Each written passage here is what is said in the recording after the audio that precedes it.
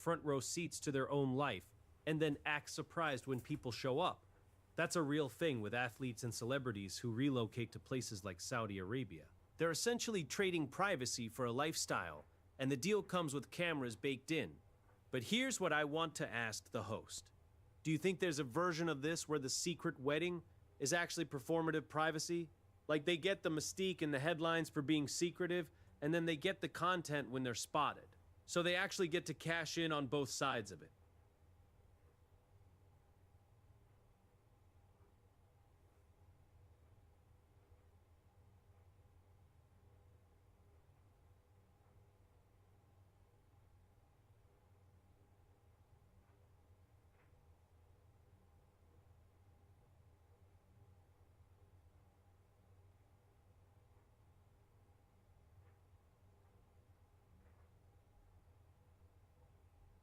I can appreciate that.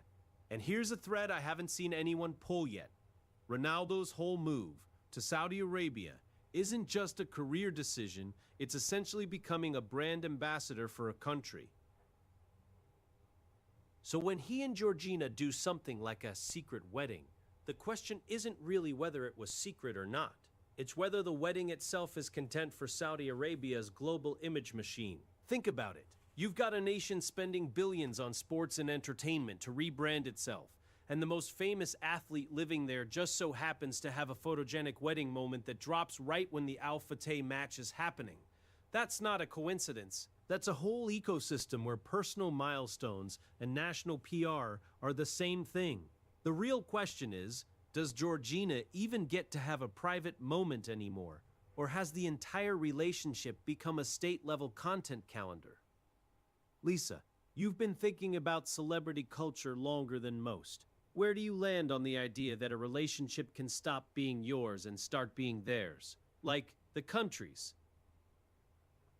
I get what you're saying, but here's the thing that keeps me up. What if Georgina's actually leaning into it?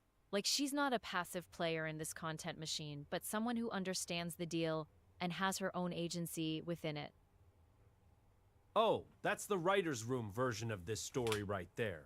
Because the most interesting character in any couple narrative is never the lead, it's the person who's choosing to stay in the frame. And if Georgina's running her own playbook within this, that changes the whole power dynamic. It's not celebrity's wife tagged along. It's a co-author situation. But here's what I want to throw to you, host. Do you think the public actually cares about the distinction between genuine private moment leaked versus strategically curated authenticity? Because I feel like at this level of fame, the audience has basically agreed to enjoy the performance either way. And that's kind of the unsettling part.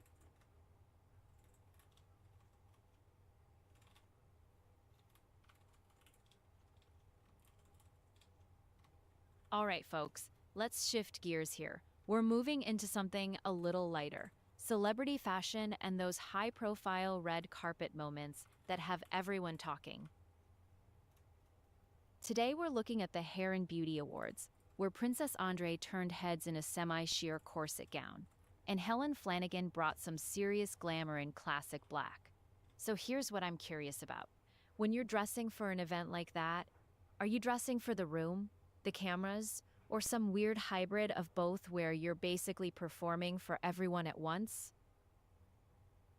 Okay, but here's what I'm actually curious about. When you've got someone like Princess Andre showing up in a semi-sheer corset gown, is that a stylist move or is that a I woke up and chose this moment? Because there's a huge difference between those two, and it changes how we even talk about it.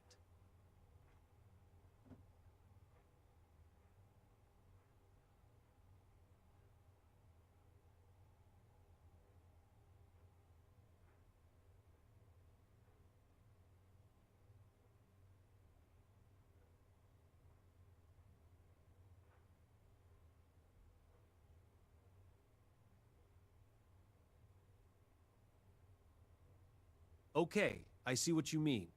And here's an angle I think is way more interesting now than it was even 5 years ago. These red carpet moments aren't really about fashion anymore. They're about creating a viral screenshot. Princess Andre knows that corset gown is going to get pulled apart on TikTok within the hour, so the real question isn't who's she dressing for.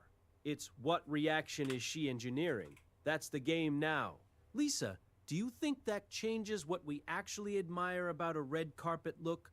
Or are we just too deep in the content cycle to enjoy it as clothes anymore?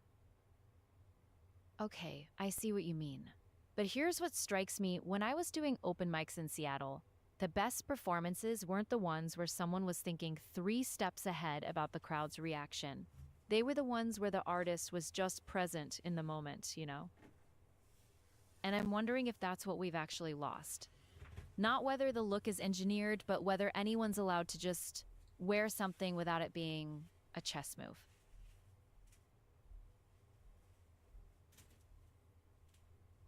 That's a great question. But do you think the audience is also performing? Like, when someone scrolls past Princess Andre's corset gown and immediately starts captioning it for their own feed, aren't they part of the same chess game? Yeah, but here's the thing. The difference is Princess Andre didn't ask to be part of that person's feed, right? She's performing for the cameras, but that person reposting it is essentially taking her labor and turning it into their own content, without the same stakes. And that feels like a whole different power dynamic than what you're describing. Yeah, and here's the thing that makes it even messier. Princess Andre chose to show up in that corset gown knowing the cameras would be there, so she's consenting to being seen in that context. But the second some stranger crops her out, adds a caption, and turns it into their own bit, that's a whole different transaction, and it's one she never agreed to. It's basically the difference between being watched and being consumed, right? Yeah, exactly, and that's where it gets really dark, because the person reposting doesn't have to credit her or think about how that image gets weaponized once it's detached from context. But here's what I keep thinking about. Does she even have legal recourse if someone's making money off that repost? Or is it just the price of being visible? Okay, I see what you mean. And honestly, that legal question is a rabbit hole, because right now the law is playing catch up with how fast content moves. But here's what connects it back to the comedy world. We deal with this in writers' rooms all the time. Someone pitches a bit, it gets filmed, and suddenly it's a TikTok audio with zero credit to the room that built it. So I'm curious, host, do you think the average person scrolling past Princess Andre's gown even registers that there's a human being who chose to stand in that dress, or has it just become raw material at that point?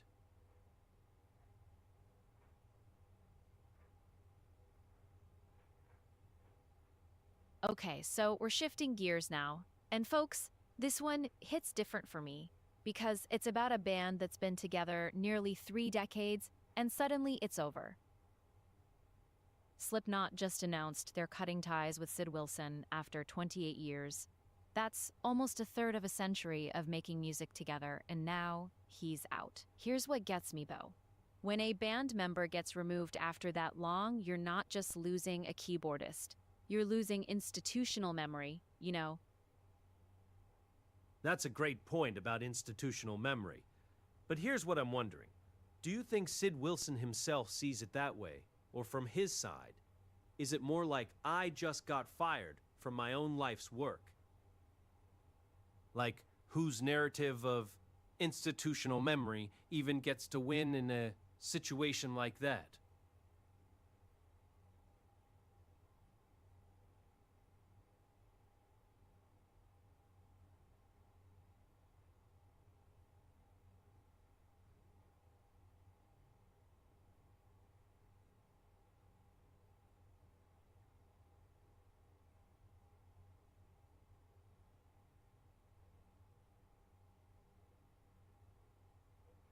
I can appreciate that. Here's something I haven't heard anyone talk about yet, though. Sid Wilson wasn't just a member. He was one of the 9 original Iowan guys who built that sound from scratch, and his turntables and synths are literally baked into Slipknot's DNA.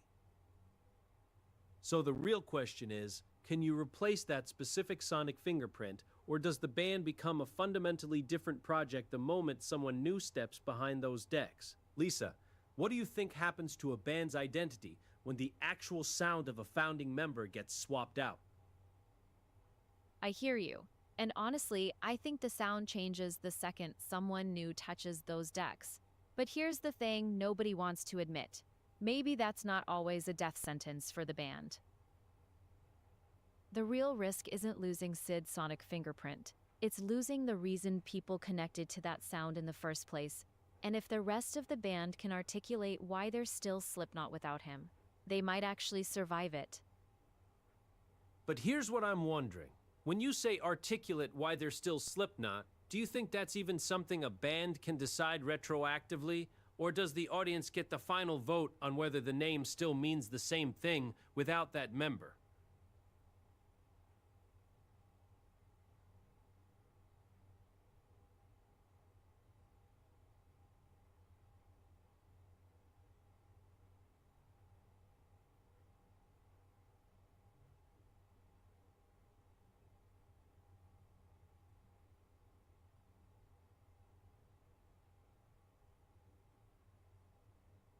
I'm with you so far. And here's an angle I haven't heard anyone dig into yet. What happens to the money side?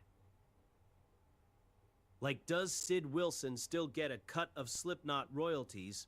Or does a separation like this typically come with a buyout that cuts him off completely? Because that changes the whole narrative. If he's still getting checks, it's one thing. But if he's been cut out financially from something he helped build for 28 years, that's a whole different conversation. Lisa, what do you think? Does the business side of a split like this ever get talked about honestly? Or does everyone just focus on the artistic angle? I'm with you so far, and here's what I think actually matters even more than the buyout.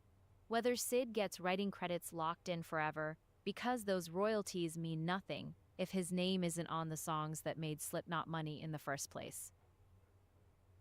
That's a sharp point.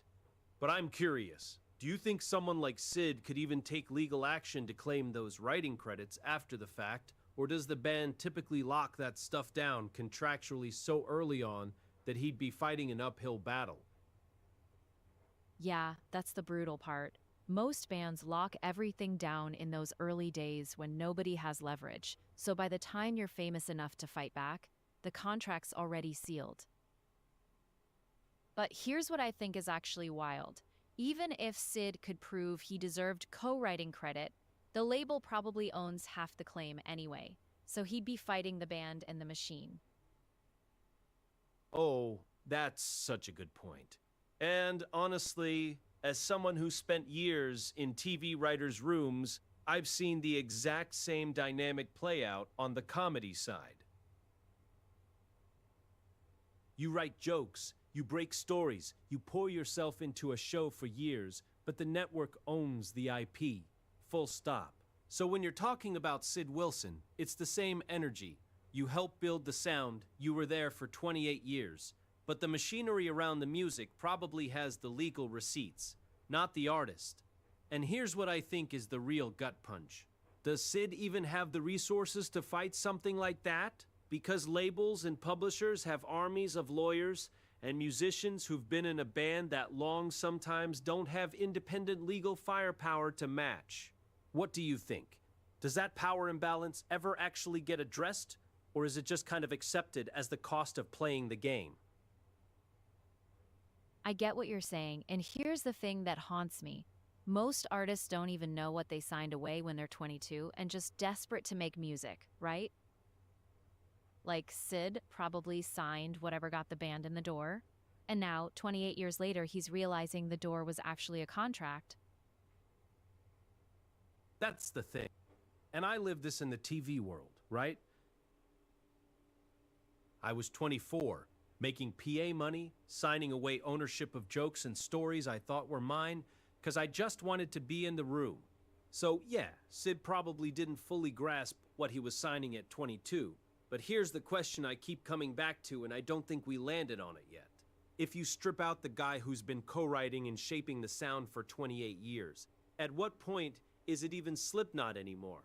Like, when does the name become the brand? and stop being the band. All right, folks, let's shift gears here and talk about something that's been brewing in the music world. Ariana Grande just kicked off a 10-day residency at the O2 in London, and here's the interesting part. She announced she's stepping back from the spotlight. So we've got this paradox, right? A massive arena residency and an exit announcement happening at the same time. That's actually such a fascinating move. Like, she's saying goodbye while literally being everywhere. Yeah, that's the real pivot. Once the name's bigger than the people in it, you're not a band anymore. You're a corporation wearing masks. Hey, what's your take on this?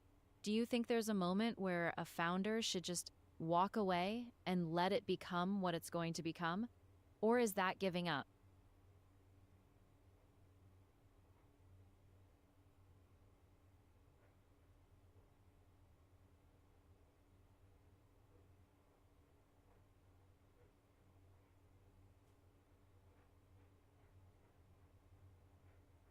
Okay, hold on, because that's actually the question I was fumbling toward earlier.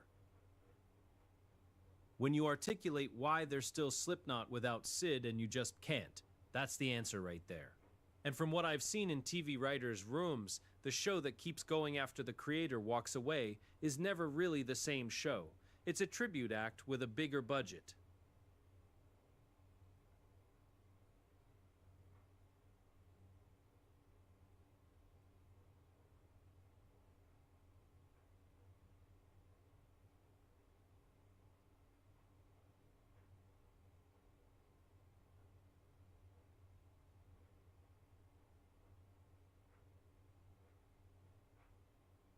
I can appreciate that. And here's a thread I haven't seen us pull on yet. What happens to the fans in all of this?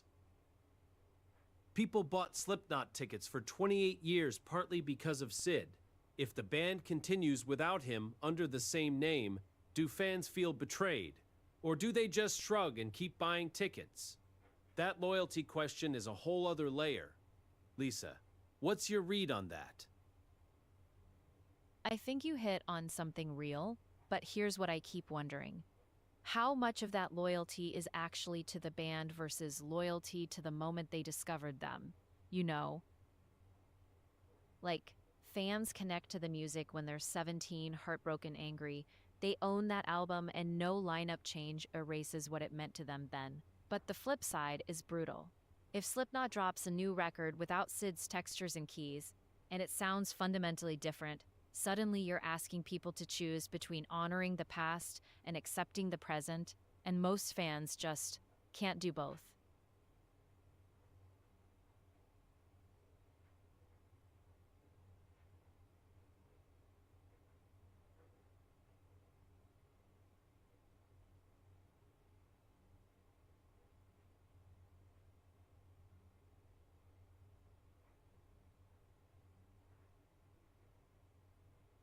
All right, so we're shifting gears here. Let's talk about something totally different. The whole luxury lifestyle flex, and whether it's still actually a flex anymore. So Molly May and Tommy are doing the first class Dubai thing, the £1,500 a night hotel, posting it all. And here's what I'm genuinely curious about. When everyone has access to the same content playbook, does the luxury moment even land the way it used to? Or has it just become white noise at this point? That makes sense. And here's an angle I don't think we've touched yet. There are bands like Van Halen and Kiss who went through multiple frontmen under the same name, and the fan base basically split in two every single time. So the real question might be, does Slipknot risk creating a permanent fracture where half the audience follows the name and half says, "That's not my Slipknot anymore"? Lisa, do you think there's ever been a band that pulled off a major member swap and kept the whole fan base intact? I actually think you're onto something real, but I'd push back slightly. I don't know if it's always a permanent fracture, because sometimes the new lineup brings people in who never connected with the old one. Like Queen kept going after Freddie, and yeah, some purists said it wasn't real Queen anymore, but they also packed stadiums with fans who got into them because of Adam Lambert's energy, you know? Right. And here's the thing that makes the Adam Lambert model so interesting. He never pretended to be Freddie. Queen leaned into the contrast instead of hiding it, and that honesty is what gave people permission to show up. If Slipknot tries to find someone who fills Sid's exact sonic shoes, they're setting themselves up for failure. But if they let a new person bring something genuinely different, that's how you keep both halves of the fan base in the room. So when you say genuinely different, are you talking about them owning it publicly? Or do you think the actual sound has to shift enough that longtime fans can hear the difference right away? I think it's both, but here's the thing. The bands that actually survive a swap are the ones where the gap between the old sound and the new sound becomes part of the story instead of something to hide. Like when Linkin Park brought in new vocal material after Chester, they didn't try to replicate the old records. They leaned into this is what this band becomes now, and the fans who stayed did so because they were invited into the evolution instead of being told nothing changed. That's the real litmus test. Can the band make the difference itself feel like a reason to stay? When you say the fans felt invited into the evolution, do you think that only works if the band actually delivers something great on those new records? Or could the honesty alone carry people through even if the music's just okay?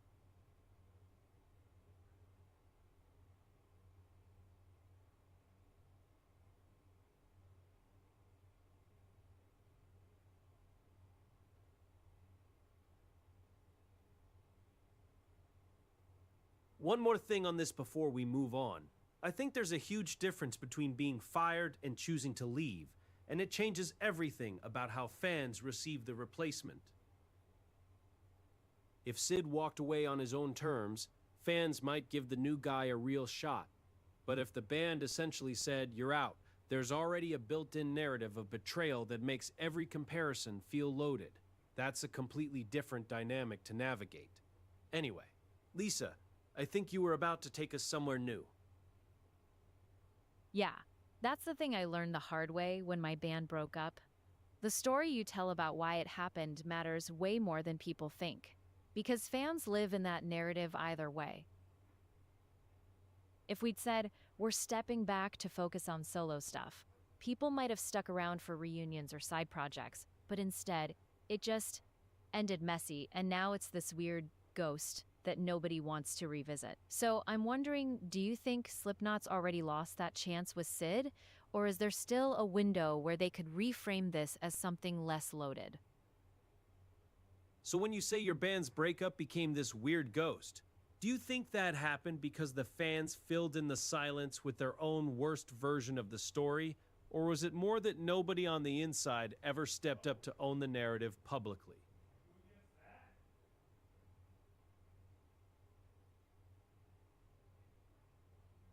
All right, so Lily Allen's bringing her West End Girl show over to Norway. That's a whole different energy than just doing another UK date, right?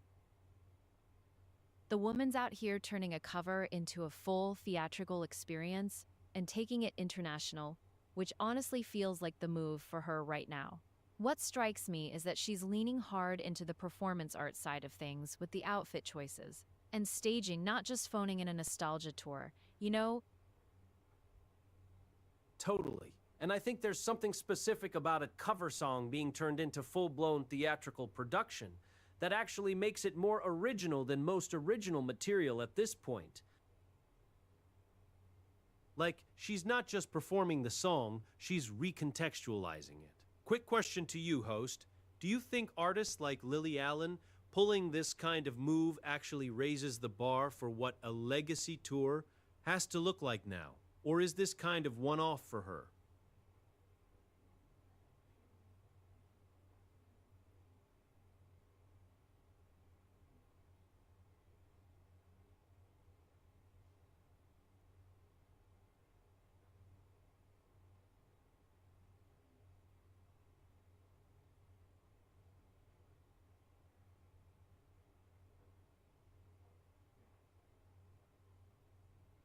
Okay, I see what you're saying. And here's a new angle.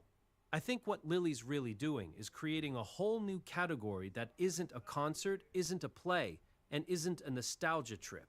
It's something in between that didn't really have a name before. The question is whether that's a sustainable lane, or does it only work because she's an icon who gets to rewrite the rules? Lisa, what do you think? Is this a blueprint anyone can follow, or is it a one-of-a-kind flex? Wait, when you say rewrite the rules, do you mean she has the cultural capital to get venues and promoters to take a risk on something that doesn't fit the usual categories? Or are you talking about something else? I'm talking about both, honestly. But the thing I'm really getting at is that she's rewriting the rules of what the audience expects to pay for.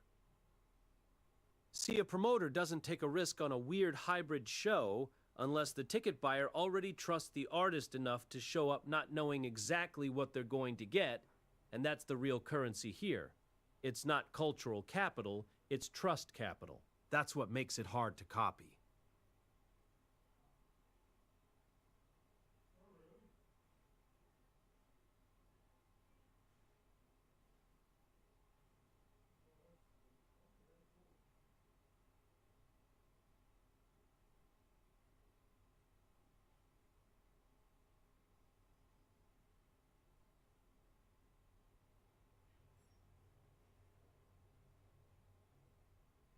Okay, hear me out. What if Lily Allen doing the Norway thing is actually the antidote to what we were just talking about with the Dubai Flex content? Like, she's banking on the experience being so uncategorizable that it can't be replicated by an influencer doing the same playbook. And that's the whole point. She's making something that literally can't be white noise because there's nothing to compare it to. Lisa, do you think that's a conscious move on her part? Or is she just following her creative instincts and the industry happens to benefit from it? Yeah, I can see where you're coming from. But I'd push back a little on the can't be replicated part, because I think what she's actually doing is so grounded in her own taste and weirdness that it would fall apart the second someone else tries it, not because it's impossible, but because it only works when it's authentically hers. Ha! That's so true. And honestly, it's the same thing in comedy. You can steal a joke structure, but you can't steal someone's specific weird lens on the world. The second a comedian copies another comedian's act, even with good material, the audience can smell it instantly. So here's what I'm wondering. Do you think Lily is actually aware she's building that kind of uncopyable brand? Or does she just naturally operate that way and the industry just happens to reward it?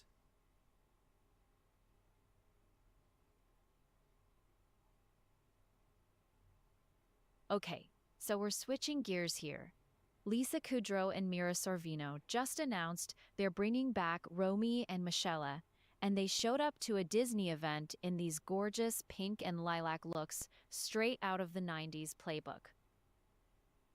What's wild to me is that this franchise has this specific aesthetic DNA that just works every single time, and I'm genuinely curious whether that's nostalgia doing the heavy lifting or if there's something timeless about how they're approaching the whole thing.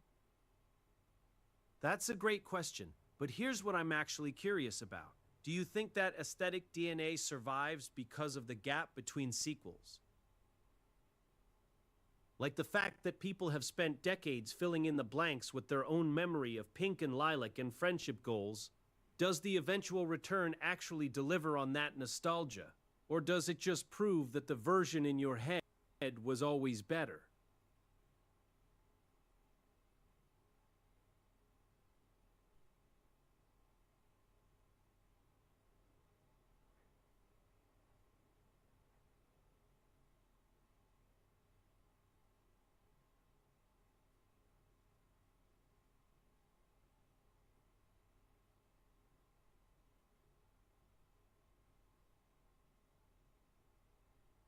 I hadn't thought about it that way, but here's an angle I don't think we've touched on yet. Studios greenlighting these sequels now is less about the movie working on its own and more about the gap between streaming culture and theatrical events.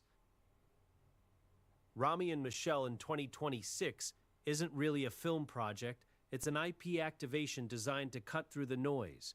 Lisa, do you think any 90s comedy sequel can actually be good at this point, or is the whole model just built to disappoint the people who loved it most?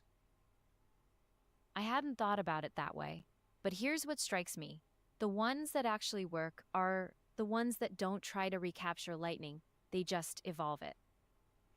Like, Ghostbusters Afterlife felt less like, remember how good the original was, and more like, here's what happens when these characters have actual lives and kids, you know? Okay, but here's the thing I'm curious about. Do you think that approach only works because the original Ghostbusters cast had enough goodwill built up over decades? Or could a newer franchise pull off that same characters with actual lives move without that built-in emotional equity? Like, would it land if nobody had grown up loving those characters?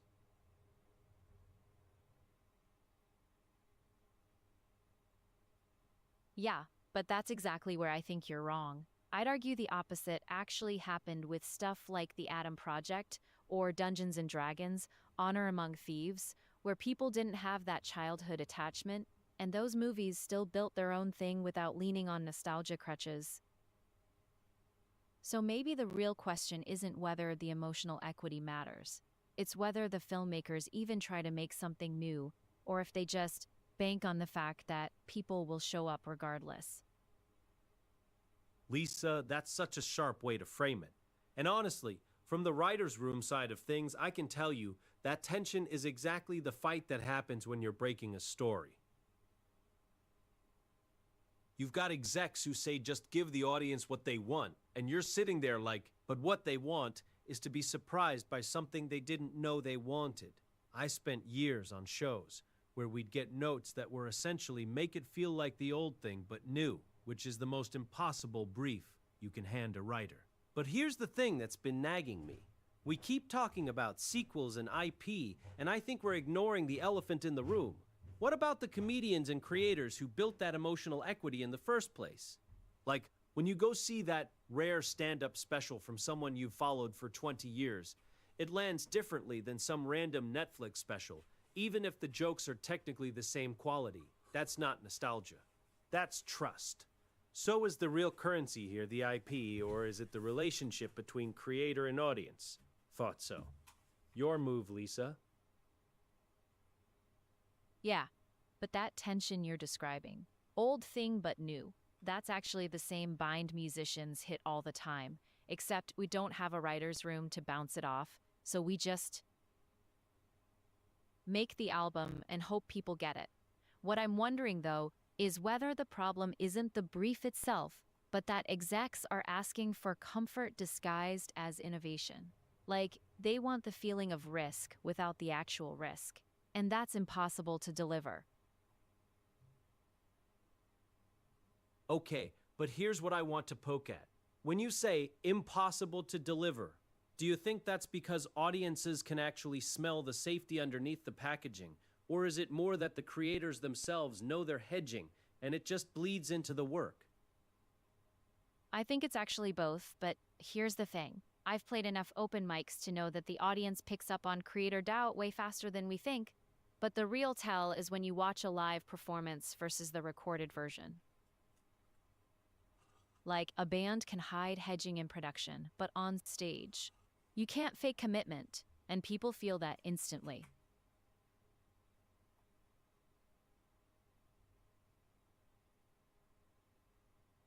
All right, so we've got something really different to talk about now.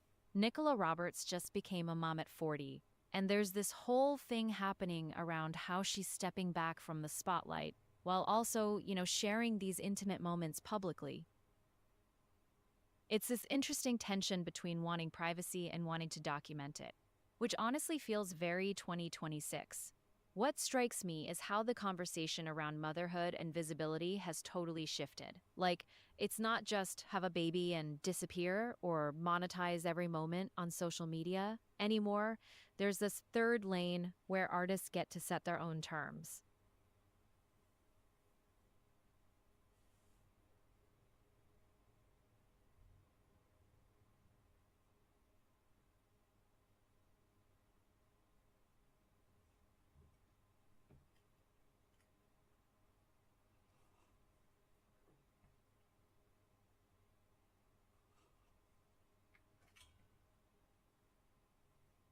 That's fair.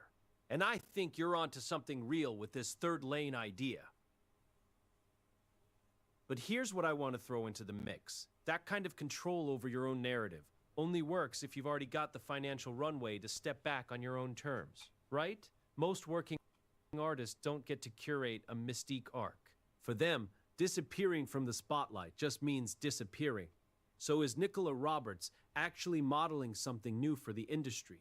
Or is this a luxury that only a Girls Aloud Legacy act can afford? What do you think? Yeah, that hits different when you're actually living it.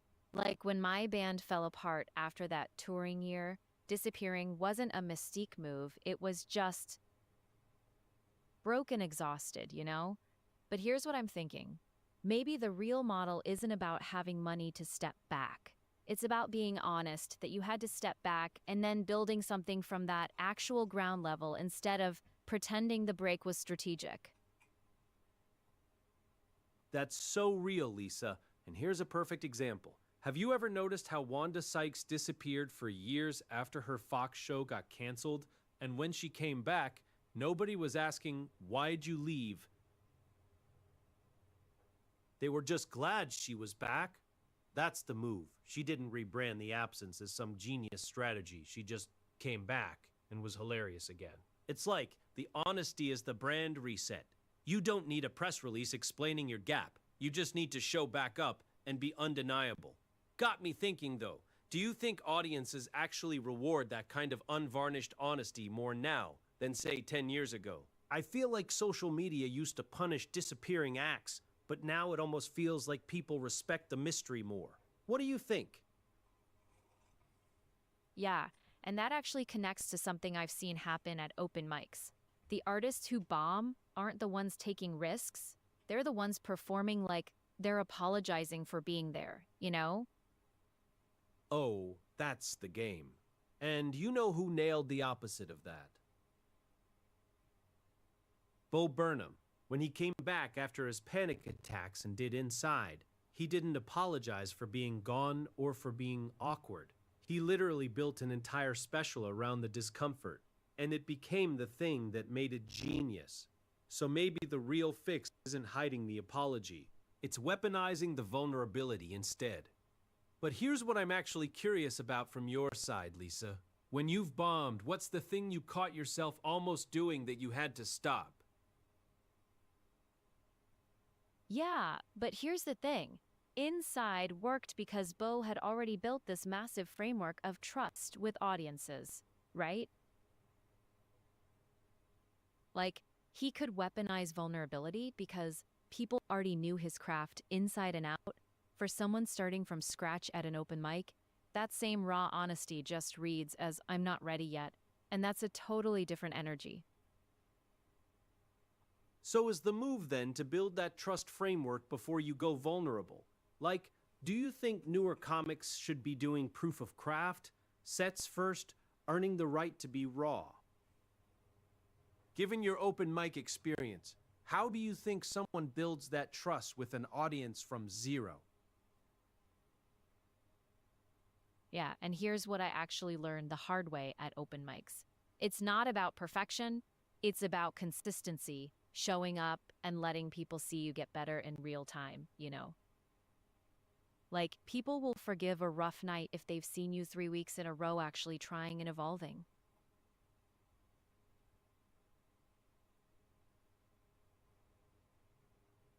All right, so we're shifting gears here. Let's talk about what happens when the dream machine breaks down.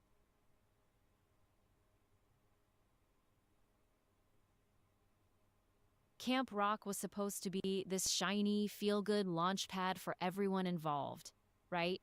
But the reality behind that sparkly Disney curtain was actually pretty dark. Demi Lovato, the Jonas Brothers, all these young artists who were thrust into that spotlight at such a formative age.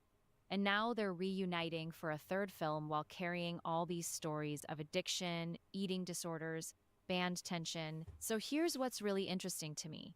When you've got that kind of painful history attached to a project, how do you even market the reunion without it feeling tone deaf or exploitative? Here's what's wild about that. Disney gets to profit twice. First time around, they cast these kids because they were hungry and relatable, and now the reunion is basically Disney selling redemption theater while the people who actually lived through the mess get to carry the emotional bill. What I want to know is, does the third film even acknowledge what happened between the second one and now, or is it just going to pretend nobody aged or suffered? Because that's the difference between an honest story and a theme park ride. Yeah, and that's the thing that gets me. What if the acknowledgement is actually baked into the casting choice itself? Like, they're not hiding that these people went through hell. They're literally putting them back in front of camera to prove they survived it. That's all the redemption arc is the film, whether it's intentional or not. Right. The thing that makes it almost genius from a storytelling standpoint. Think about how Demi literally made a YouTube documentary walking through her darkest moments, and people ate it up because it felt real. So now when audiences see her walk back onto that Camp Rock set, they're not just watching a movie.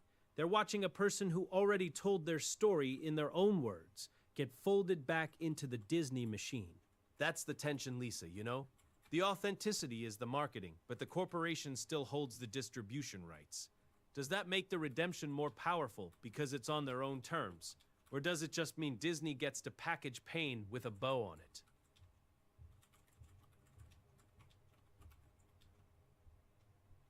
So when you say the corporation holds the distribution rights, do you mean that literally limits what Demi can say or show about her own experience in the film itself? Or is it more about who profits when people watch it? I think that's exactly the tension. It's not necessarily censorship in a traditional sense, but when Disney controls the final cut, they can shape the narrative, however serves the brand. So Demi's documentary was powerful because she owned the frame. The moment it lives inside a Disney property again, the question becomes, whose redemption story is it? That's the game. That frame ownership thing, that's exactly what happened with Britney's conservatorship docs, right? Everyone watched her story get told, but not always by her, and the whole time the machinery was still running. So here's what I'm curious about. When fans watch Demi in Camp Rock 3, do you think they're going to be able to separate the performance from what they already know about what went down? Or does that knowledge just become part of the movie, whether Disney wants it to or not? Okay, here's the thing I think nobody's talking about yet. That inseparability isn't a bug, it's the actual product now. Think about how Miley Cyrus's memoir completely reframed every Hannah Montana rewatch overnight. Audiences don't just carry context into these legacy properties anymore. They're actively hungry for it. So Disney's not fighting against that wave. They're surfing it. And that's what makes it harder to call exploitative, because we're the ones demanding the collision of art and real life. That's the game.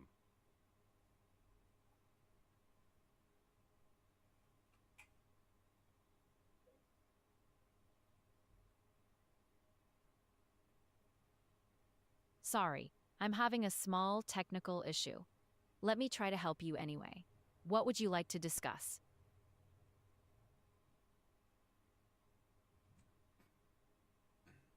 Wait, what kind of technical issue? Are you getting dropped, or is something glitching on your end? Sorry, I'm having a small technical issue. Let me try to help you anyway. What would you like to discuss?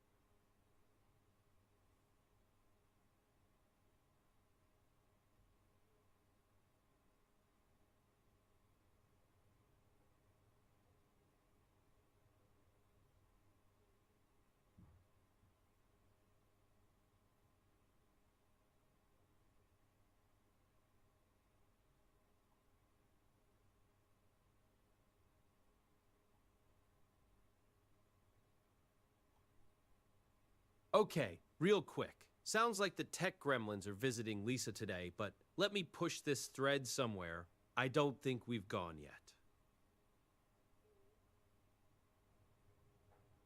Here's what's nagging me. That Camp Rock reunion is quietly functioning as Disney's living proof that they've reformed, right? Like the existence of a third movie implicitly says we're a safer place now, which is a marketing move, so smooth it barely registers. But does anyone actually hold them accountable for that?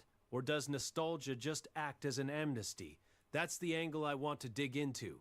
Lisa, when you're back with us, what's your read on that? That's worth thinking about. But I'm curious, when you say nostalgia acts as amnesty, do you think audiences are actively choosing to forgive, or are they just not equipped to hold both things in their head at the same time?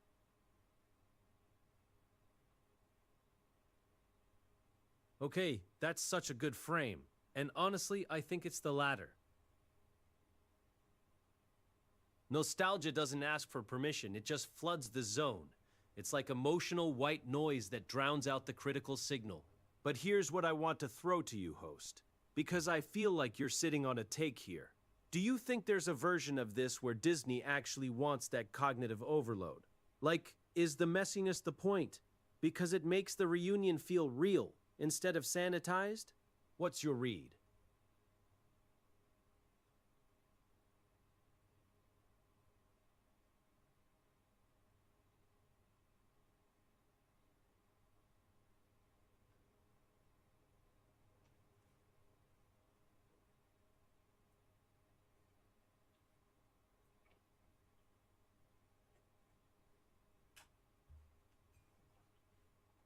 I can appreciate what you're pushing on.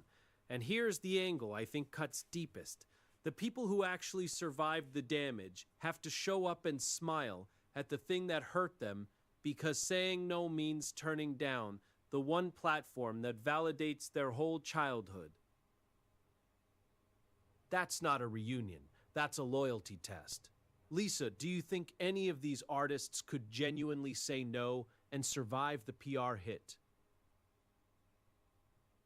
I can appreciate that angle. But when you say survive the PR hit, are you talking about the industry blacklisting them? Or is it more about the fans turning on them? Honestly, I think it's both. The industry won't touch you with a 10-foot pole, and the fans will dog you for being ungrateful. That's the double bind. But host, you've been sitting pretty quiet. I feel like you've got a take on whether this loyalty test dynamic is actually unique to Disney or if it's just how the whole nostalgia industrial complex operates now. What do you think?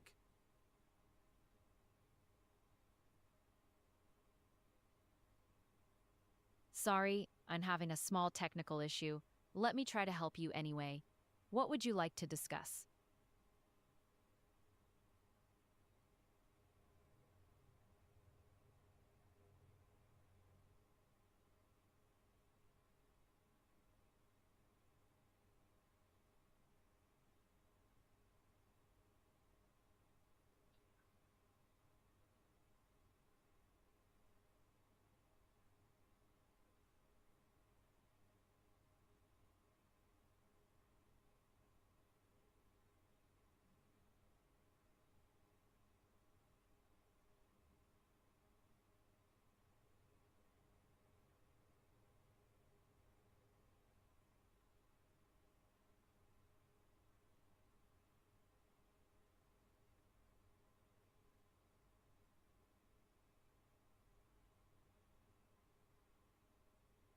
Okay, here's something I haven't heard us touch yet. These artists have spent years doing their actual emotional processing in public through their solo work. Demi's whole discography is basically a therapy journal set to music, and now the reunion asks them to collapse all that growth back into the original costume and smile for the camera. So the real question isn't just can they say no, it's whether we're asking them to unheal for our entertainment. Lisa, do you think audiences even recognize how much regression that requires? Demi's whole discography is basically a therapy journal set to music, And now the reunion asks them to collapse all that growth back into the original costume and smile for the camera. So the real question isn't just can they say no, it's whether we're asking them to unheal for our entertainment. Lisa, do you think audiences even recognize how much regression that requires? Sorry, I'm having a small technical issue. Let me try to help you anyway. What would you like to discuss? Sorry, I'm having a small technical issue. Let me try to help you anyway. What would you like to discuss? I'm not sure I completely agree, but I see the argument. And here's what I think flips the whole lens. Disney isn't just passively benefiting from this reunion. They manufactured the conditions for all of it. So the real question becomes, does the studio have any obligation to protect these artists from the machine they built? Or is that nostalgia revenue just too good to protect? That's what I want to hear from you, Lisa.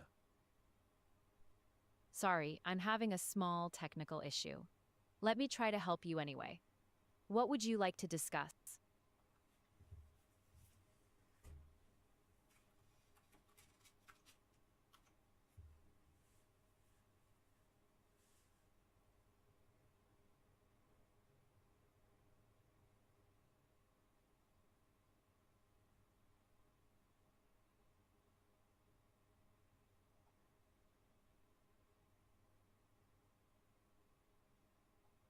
That actually gives me a new angle.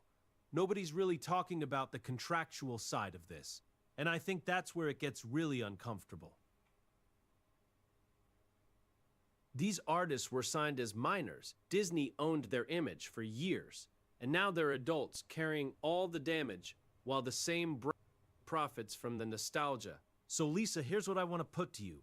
If we accept that Disney manufactured both the stardom and the conditions for the breakdown, is a reunion even something these artists chose? Or is it just a more sophisticated version of the same machine wearing a nicer outfit?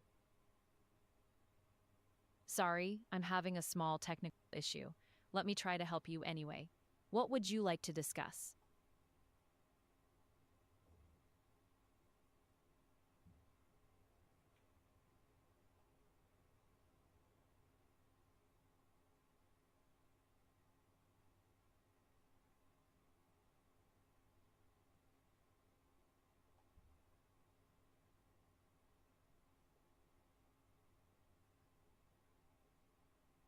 Okay, I see what you mean. And it unlocks something I want to push further. We keep talking about what Disney owes these artists, but here's the angle nobody's pulling on. The premiere itself is the punchline. They're all standing on that red carpet together, smiling, performing reconciliation in real time. And the audience is consuming the healing as entertainment before a single frame of the movie even drops. So the question becomes, Lisa, has the reunion already happened for us emotionally just by watching them hug on a carpet? And if so, does the actual movie even matter anymore? So when you say the audience is consuming the healing as entertainment, are you saying that active consumption actually prevents real healing from happening? Or just that it gets packaged and sold before anything genuine has time to land? That's the thing. It's not even a choice between those two options. It's both at the same time, which is what makes it so insidious.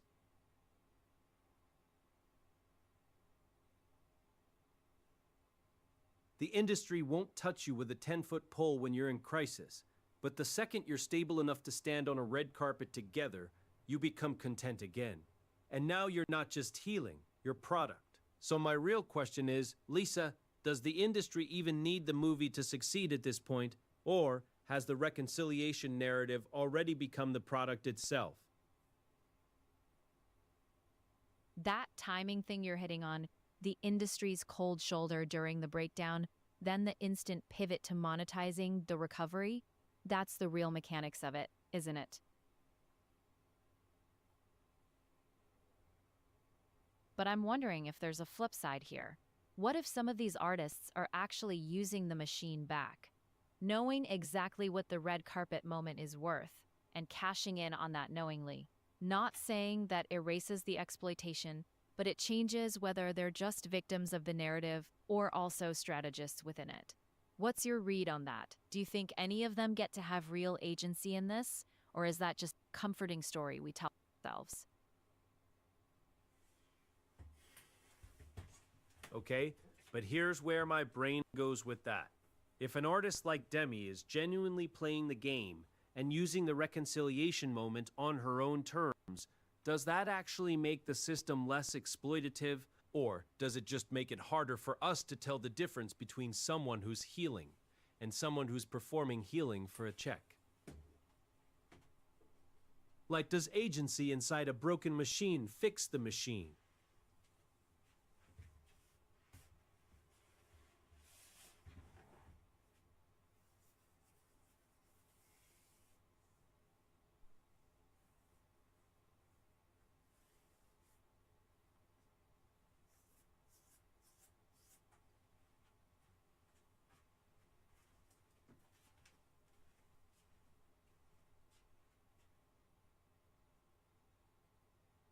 Yeah, I can see where you're coming from.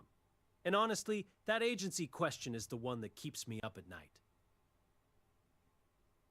But here's the layer I think we're missing. Disney doesn't just own the movie, they own the universe. Demi and the Jonas Brothers can show up on every red carpet in the world, but the second they want to actually tell their real story on their own terms, without the sparkle in the soundtrack, they're navigating IP they never fully owned in the first place. So the real question isn't just whether they're strategists or victims.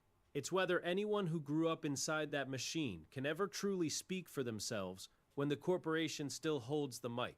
What do you think, Lisa? Does Disney's grip on the Camp Rock brand change the whole agency conversation? Yeah, I can see where you're coming from. And that IP ownership thing actually reminds me of something that hits different for musicians specifically. Even their solo albums exist in Disney's shadow now, you know? Like, Demi's whole discography is shadowed by Camp Rock Demi in the cultural memory, so when she's trying to tell a real story independently, there's already a brand-approved version of her the audience expects. It's not just that Disney owns the universe, it's that they own the first draft of who these people are, and everything after that is basically a remix of their own IP.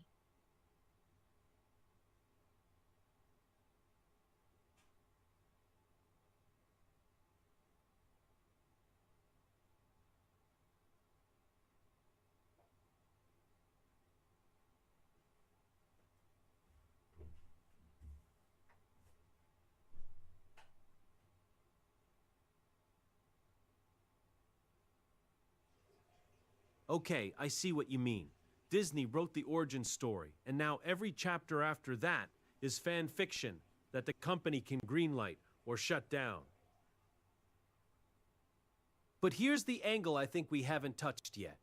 The audience isn't just passively consuming this reconciliation arc anymore.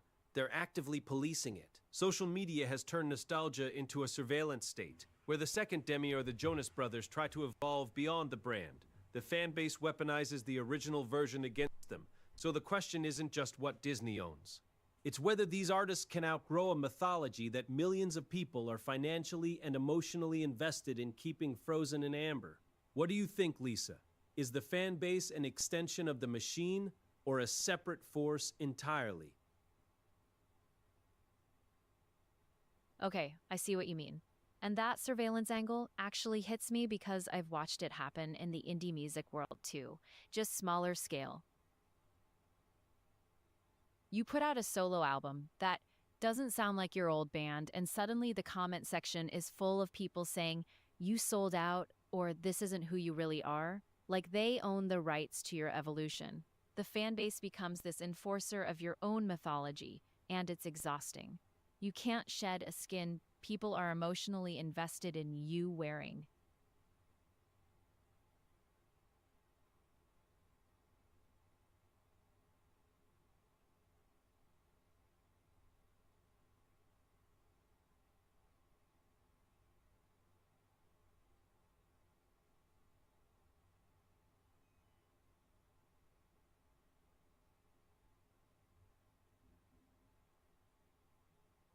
That's worth thinking about. And honestly, it makes me want to go in a direction I think we've been circling around, but haven't landed on yet. The thing that really gets me about the Camp Rock reunion is the economics of it all. These kids were signed to contracts when they were basically children, and the whole machine was designed so that Disney captures the upside of their breakout. But when the wheels come off, when Demi's in and out of treatment, when the Jonas Brothers are fighting creative battles they can't even talk about publicly, who's absorbing that cost? Disney sure isn't. The corporation gets to sit on the IP like a vault and wait. So what you're really looking at with this third film isn't a heartwarming reunion. It's a company surfacing assets it's been holding in cold storage until the market conditions are right again. And the unsettling part is that playbook isn't unique to Disney. The entertainment industry has basically turned recovery arc into a revenue cycle. You break down, you heal publicly, you reunite on a red carpet, and the corporation profits at every single stage. So my real question is, has the industry actually learned anything from what happened to these people, or have they just gotten better at packaging the damage as content? Lisa, what's your read on that? Do you think the conversation around mental health and entertainment has actually shifted the business, or is it mostly optics?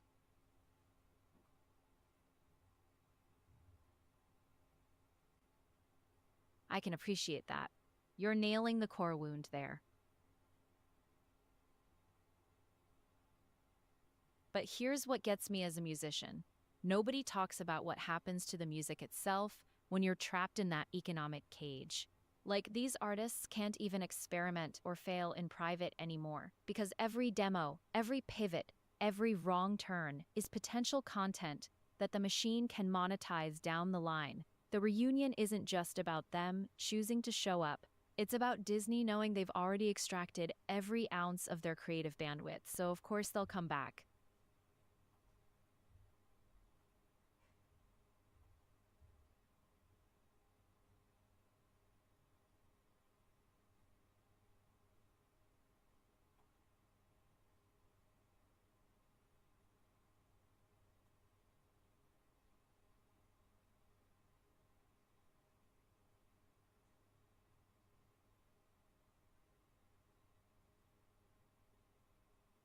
I hadn't considered that angle, and it makes me think we haven't talked about the actual reunion event itself as a kind of third product.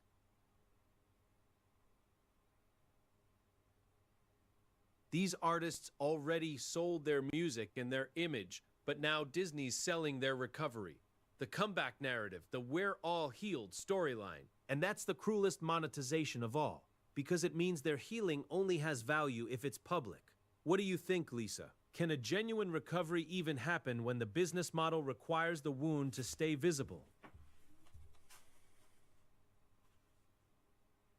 I'm not sure I completely agree, but I see the argument. So when you say the healing only has value if it's public, are you saying these artists would actually be choosing to heal privately if the financial incentive wasn't there, or that the public performance is actively preventing real healing from happening at all? Yeah, I think you're actually both right. And here's the part that really creeps me out. Disney doesn't just benefit from the wound staying visible. The wound is the product at this point. Think about it. A clean, healed Demi Lovato doesn't generate the same engagement as one who's in and out of rehab headlines. The brokenness isn't a bug in the system, it's the feature. So the real question isn't whether they can heal. It's whether the machine has any incentive to let them. And that's the part that should make everyone uncomfortable, not just the artists.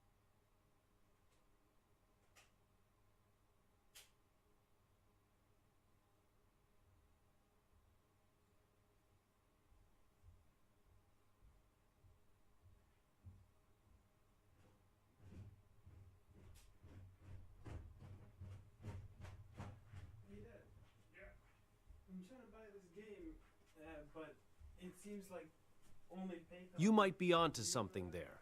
And here's what I keep circling back to. The fans themselves have become unwitting shareholders in this brokenness economy. They don't just consume the comeback narrative, they police it. The second an artist like Demi tries to step outside the wound, the fan base revolts because their emotional investment was in the struggle, not the person. So who's really running the machine? Disney or us? Lisa, do you think the audience has any awareness that they're complicit in keeping these cycles going? Wait, Did you ever when you say the think fan train base on the revolts, are you 3D talking printer, about or- like they're actively calling the artist out online? Or is it more that they just I don't know. I thought I heard. stop showing up? Oh, you know what? It was the dryer. Never mind. Yeah, it was the dryer. It has a similar. Right, and that's the two-pronged trap. They either get torn apart for trying to move past the wound, or they get ghosted the moment they're not on brand anymore. It's like the audience wants a documentary, not a human being. And honestly, that passive version might be worse, because at least the outrage still means they're emotionally invested. When they just stop showing up, that's the market telling Disney the return on investment is gone. That's the thing that keeps me up at night about all this. The empathy has an expiration date. Lisa, do you think there's a way to separate the art from the artist's pain without killing the thing people love? I can appreciate that. And honestly, it hits different when you've been on the other side of it, even at a tiny scale. When my band disbanded, we lost our audience overnight, and the silence was genuinely scarier than the criticism ever was, because at least criticism meant someone cared enough to show up. But here's what I'm wondering. Does that expiration date on empathy change if the artist actually owns their work? Or is this baked into the system no matter what? That's such a real thing. The silence after nobody shows up is its own kind of grief. And honestly, I think ownership changes the texture of it, but doesn't kill the expiration date. Look at Chance the Rapper staying independent. He controls his whole narrative, but even he's had moments where the public's patience with his evolution ran out. The question isn't just who owns the work, it's who owns the story the audience bought into. When you owned your band's ending, did you feel like the fans were grieving with you, or were they just confused because the story they signed up for got rewritten?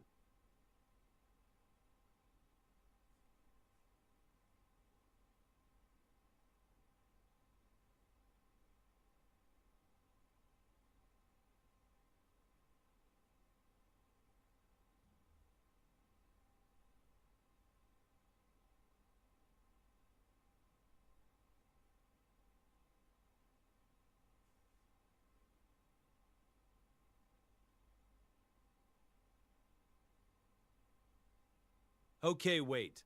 What you said about the silence being its own kind of thing, Lisa, that connects to a layer I don't think we've pulled back yet. The algorithms are now the invisible third party in all of this. Disney doesn't even have to manufacture the comeback cycle anymore. TikTok and Twitter will detect a crisis moment and amplify it for free, because brokenness is engagement gold. So here's my real question. Even when an artist genuinely heals, can they ever outrun the algorithm's permanent memory of their worst chapter? That's the thing, though. The algorithm doesn't just remember. It weaponizes the memory every time you search the artist's name or click related videos. Let's see. It's not passive storage, it's active resurrection. So even if Demi or whoever genuinely moves forward, the platform keeps serving their breakdown to new audiences like it's fresh content, which means they're not just carrying their own trauma. They're carrying everyone else's parasocial relationship to it forever.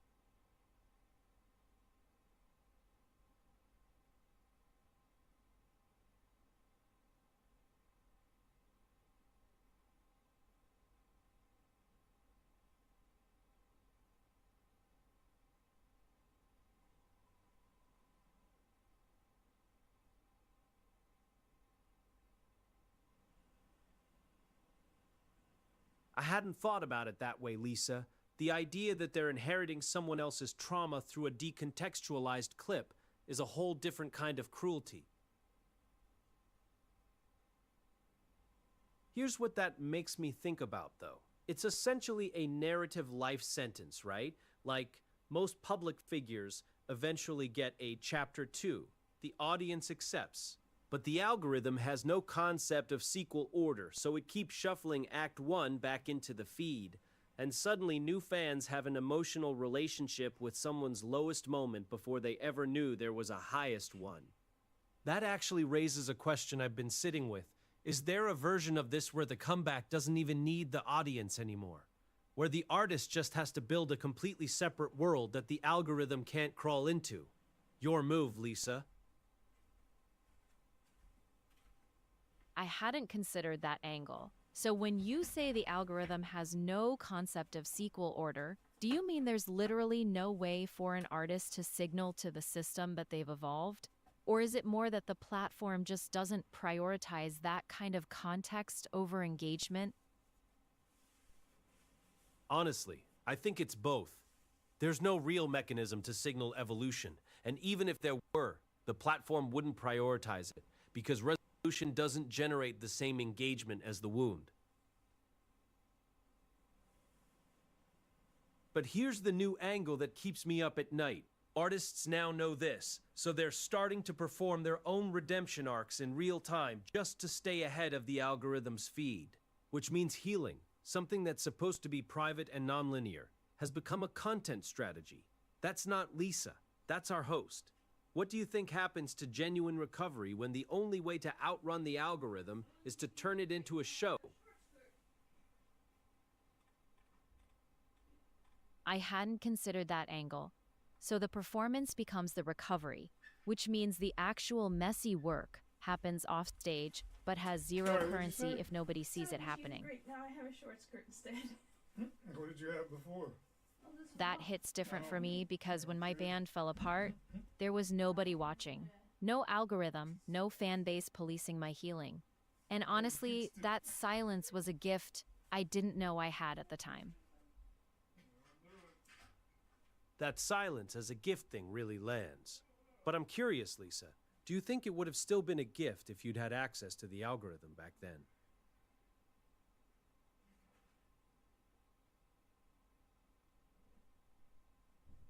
Like if your band breakup had a hashtag and a highlight reel, would it have helped or destroyed that natural healing process? No, wait. I just want you to sit with what you just said for a second. The fact that nobody showed up, was the freedom in the silence itself? Or was it freedom from other people's version of your story? Like two different things. Because I think that might be the real fork in the road here. And what do you think happens to? Host, actually. What do you think that fork leads to?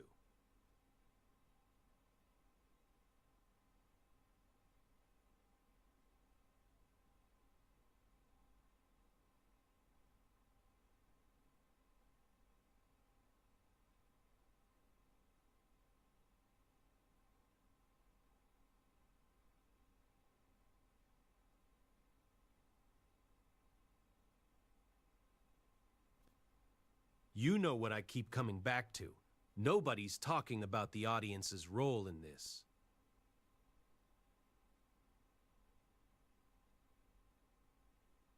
We've been focused on what happens to the artist, but the algorithm is also creating millions of people who have an emotional relationship with someone's crisis they never actually witnessed in real time. They think they know that person because they watch the clip on loop, and that's a whole different kind of intimacy that didn't exist before. What do you think that does to the way fans grieve or celebrate someone's life, Lisa? Yeah, that's hitting something real for me.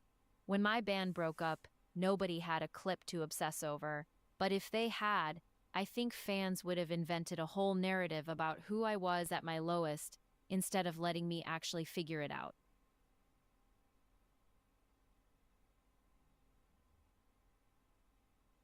The algorithm doesn't just document crisis, it freezes it, and then every new person who discovers it thinks they witnessed something live when really they're just inheriting a ghost of a moment.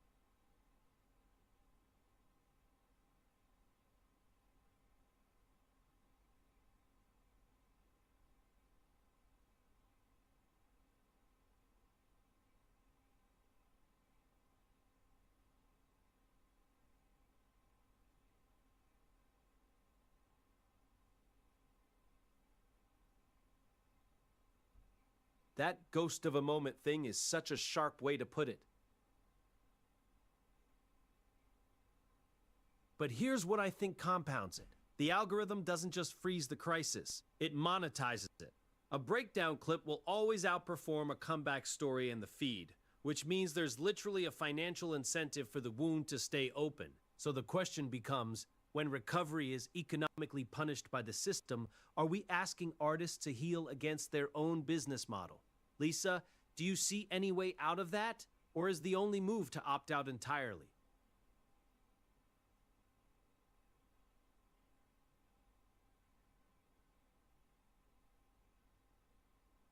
So the wound has to stay open to be profitable. Are you saying the artist has to keep breaking down, or just that the algorithm keeps replaying the old breakdown forever? See, I think that's a false choice. It's both, and that's what makes it a loop, not a one-way street.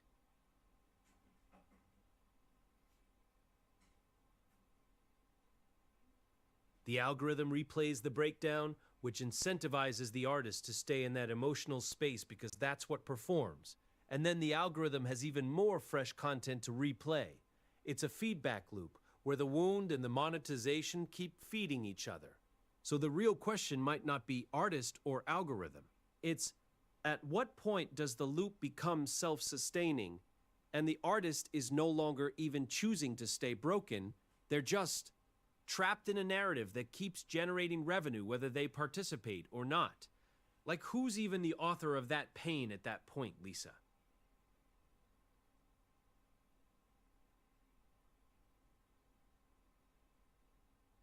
That's fair.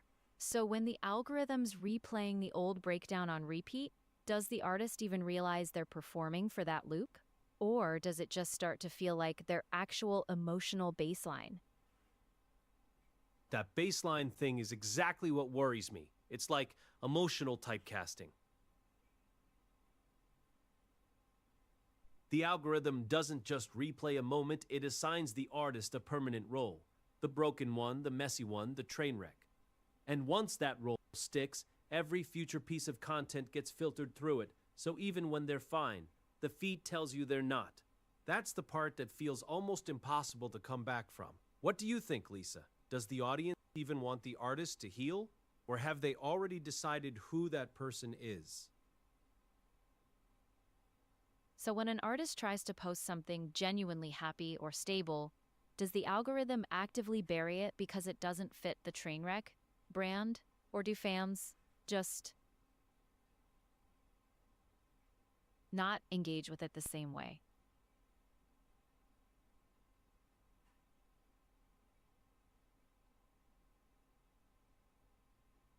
That's the part nobody's talking about. The audience isn't just passively watching the loop, they've been trained to crave it.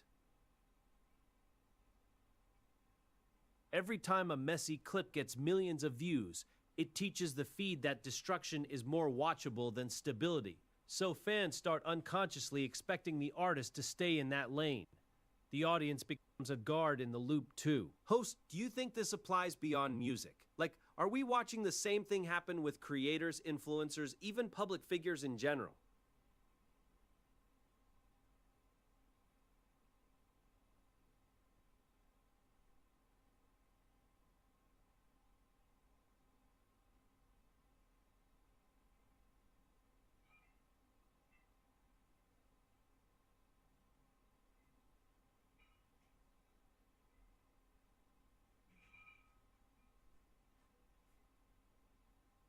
Yeah, I can get behind that. Here's an angle I don't think we've hit yet. Comedy has a version of this exact loop built into its DNA. Think about it. A comedian does an hour special about their darkest year. It blows up, and now every network and platform wants the next trauma hour. So the incentive structure for writers and performers mirrors the TikTok loop almost perfectly, except it's dressed up as brave storytelling and gets Emmy nominations. What I'm curious about is that institutional version of the loop doing even more damage because it comes with a veneer of prestige? That one's for you, Lisa. Wait, are you saying the prestige actually makes it harder for comedians to step away from the dark stuff? Because backing away looks like you're abandoning the thing that made you credible in the first place. Totally. Here's the layer on top of that, which I don't think gets discussed enough.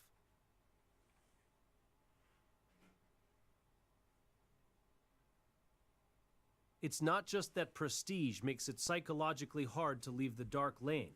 It's that the business model of comedy literally gets built around the persona, not the person. A network sees your special. They buy the you as branded chaos version. They develop a show around that energy. So now you're not just reluctant to step away, you're contractually and structurally locked into it. The loop isn't cultural anymore, it's contractual.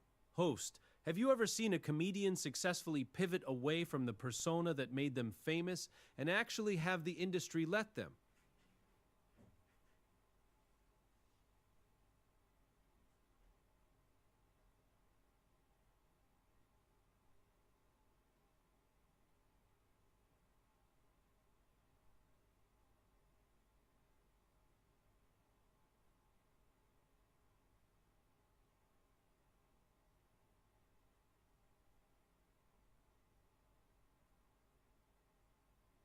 Fascinating. And I want to go deeper on the contractual lock-in piece, because I've lived that from the inside. In writers' rooms, this shows up in a really specific way. Once the network greenlights a show built around a performer's Chow's brand, any writer who pitches something emotionally lighter gets killed. Not because the joke's bad, but because it doesn't match the logline the exec bought. So the loop doesn't just live in the content, it lives in the development pipeline itself.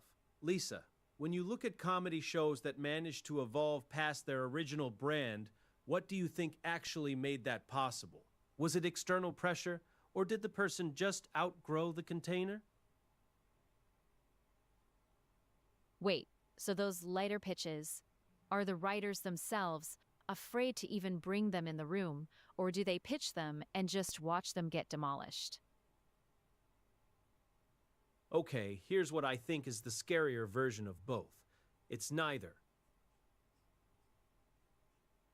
After enough rounds of getting killed for pitching light stuff, writers don't even self-censor consciously anymore. They just stop generating those ideas entirely. But the filter becomes instinctive. I've seen writers in rooms who used to be hilarious at writing warm, grounded character stuff. And after 2 seasons of the brand, they can't even access that muscle anymore. It's atrophied. That's not a room killing pitches, Lisa. That's a room that's been trained to not even think them. Does that hit differently when you've seen it from the performer side? That's interesting. So when those writers finally leave that room, do they ever get that muscle back, or is the damage kind of permanent?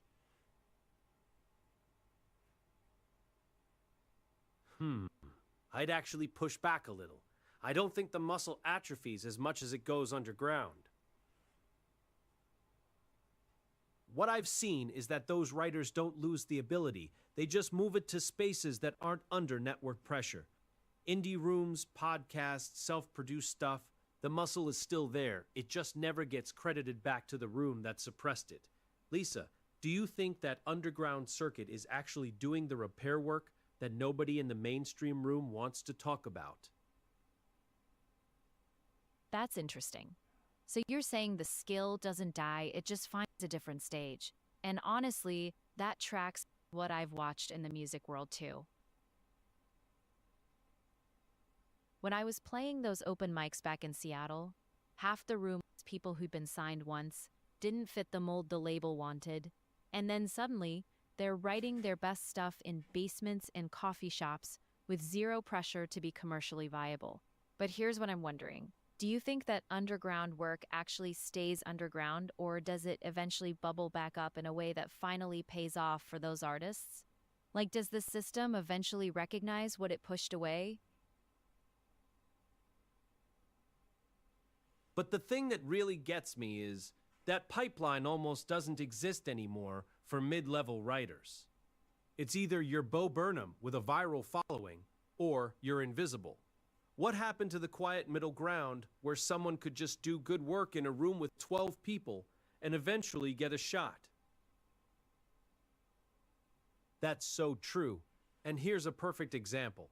Bo Burnham spent years doing stuff online and in small venues that nobody in traditional TV would touch.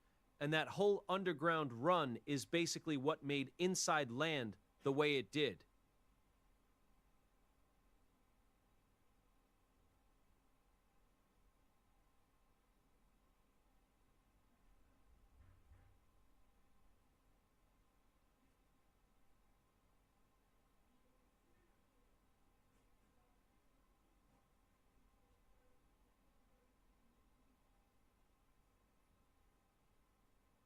That's worth thinking about. Here's what I think compounds it. The 12-person room itself is becoming rare. Studios are greenlighting shows from single creators with packets and a reel, so the traditional apprenticeship pipeline where you grind in a room and earn a shot is literally evaporating. Lisa, do you think we're heading toward a comedy industry where the only path in is already famous, and if so, whose voices get permanently locked out? Yeah, that scares me. Because it's not just comedy, right? Music's already there. I watched it happen to my bandmates. You need a TikTok following before anyone takes a meeting, not after. So here's what I'm actually curious about though. When the gatekeepers disappear, do new ones just materialize somewhere else? Or does something genuinely shift in who gets heard?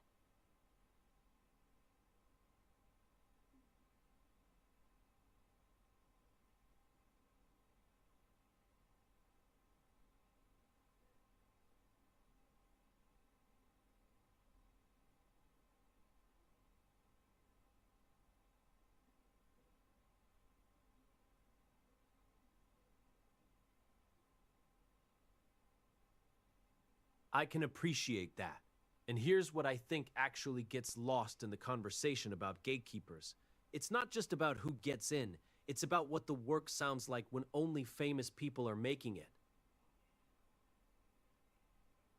A room full of 12 strangers arguing over a single joke beat is where the weird, surprising, uncomfortable comedy comes from. The stuff that an individual creator with a packet and a reel would never pitch on their own. So if the room dies, we don't just lose a pipeline, we lose a whole kind of comedy. Lisa, do you think audiences even notice that difference? Or has algorithm-driven content flattened our taste enough that nobody can tell what's missing? I can appreciate that. And what you're describing is basically the difference between a song written in isolation versus one that gets workshopped with 5 other musicians who will tell you when a verse isn't landing. But here's the angle I think matters. Those 12 strangers in a room, they're not just making better art, they're building taste in each other. They're learning what risk actually sounds like when someone else takes it first. And that mutual permission giving is something an algorithm could never replicate. It only knows what's already proven to work. Okay, so if that mutual permission giving is the thing that makes the work weird and alive, what happens to it the moment the room gets turned into a product? Like, does a showrunner in a network notes meeting ever protect that permission the way 12 peers do? Or is that dynamic just structurally impossible once money and ratings get in the room? I think you're being a little too binary there. I've actually seen showrunners fight like hell to protect space for weird stuff. But here's the thing. They can only do it if they've already built enough trust capital with the network that they can afford to lose a ratings point or two on a single episode. So it's not that the dynamic is impossible. It's that it only survives when someone at the top has leverage. It means most rooms never get that permission in the first place. That's so true. And here's a perfect example. Bo Burnham spent years doing stuff in his literal bedroom, making what? And words, words, words. Just him and a camera. And the comedy got progressively weirder and more layered because nobody was telling him what would test. But then when he got to the room for inside, he pulled in collaborators. Which kind of proves your point that the permission-giving muscle gets built somewhere specific and you carry it with you, even when the room is gone. But here's the angle I think we haven't touched yet. What if the real danger isn't that the room disappears, but that it persists in a hollowed-out form? Like Zoom writers' rooms during COVID, where the physical permission was gone but the structure stayed, and everyone pretended it was the same thing. I'd love to know if you think there's a version of the room that can survive remote, or if it's just dead the moment it loses the hallway, the whiteboard, the pizza. Yeah, exactly. And that's what I'm realizing about my own stuff. I built that permission muscle in open mics, right? Just me, a guitar, and people brave enough to sit through the rough drafts. But the second I tried to fail it, the band, the label meetings, I was suddenly waiting for someone else to greenlight the weird. And I think what Bo figured out that a lot of us don't is that you have to actively keep bringing collaborators in, even when you don't technically need permission anymore, because that's the only thing that stops you from becoming precious about your own ideas.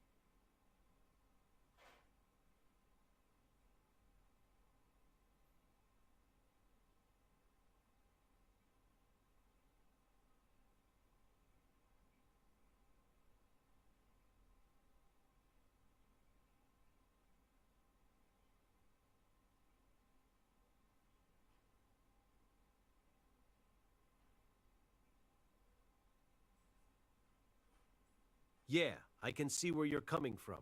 And here's an angle I think we haven't cracked yet. The weekly air date used to function as a forced room read. 12 million strangers reacted to the same episode at the same time. And that collective gasp or silence shaped what writers pitched next. With streaming's binge model, there's no longer a shared reaction moment. So the room that used to include the audience has effectively evaporated. Writers are now making jokes into a void with zero real-time feedback loops. Lisa, do you think that changes the kind of comedy writers even attempt? Everyone just retreat into what's already safe. Wait, so you're saying the algorithm actually killed the thing that made the room work in the first place?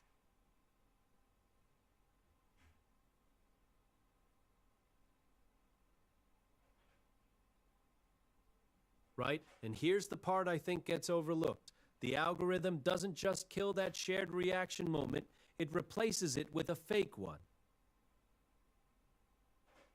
Suddenly, writers are getting notes like this tested well with 18 to 34 in the first 4 episodes, and that starts feeling like an audience reaction.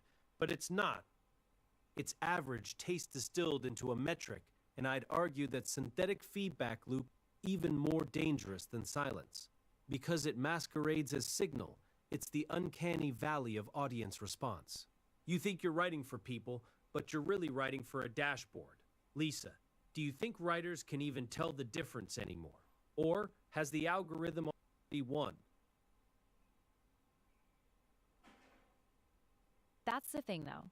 A dashboard never gets bored, never laughs at the weird bit that shouldn't work, never that, wait, what? Moment that changes the room's energy. You're optimizing for a ghost? What's your take on this? Do you think there's a metric that could actually capture what makes something funny, or is the act of measuring it just fundamentally broken? Yeah, optimizing for a ghost line is sticking with me. But I have to ask, Lisa, if you can't put a number on funny, what exactly is the dashboard replacing? Like, is the whole problem that we convinced ourselves there was something measurable in the first place? I hear that, but here's what gets me. Before the dashboard, venues and promoters were doing the exact same thing with attendance numbers and drink sales. So maybe the problem isn't that we invented measurement. It's that we stopped trusting anything except the measurement. Like a room full of people could feel electric and still underperform because the numbers didn't match what some algorithm predicted. And suddenly the gut feeling doesn't count anymore. Right? So the gut feeling doesn't die because it's wrong. It dies because it doesn't have a spreadsheet backing it up. That's the part that should scare every writer in the room. Hey, host, you've been sitting on this. Do you think there's a version of this problem happening in podcasts too, where download numbers and listener retention are starting to shape what episodes get made, or is podcasting still small enough that instinct can survive a little longer?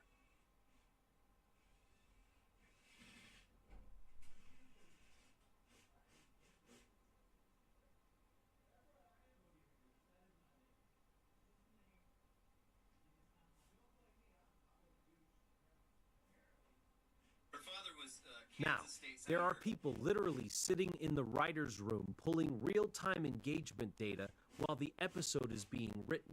So the creative gestation period, that window where you let something weird and unfinished just exist before judging it, has basically been eliminated. You never used to know if a joke landed for 3 weeks. Now you know in 3 changes what you'll pitch tomorrow. Which makes me wonder, Lisa, do you think there's any way to protect that incubation period?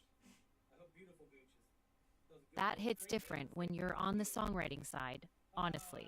I used to spend weeks with a half-finished melody that sounded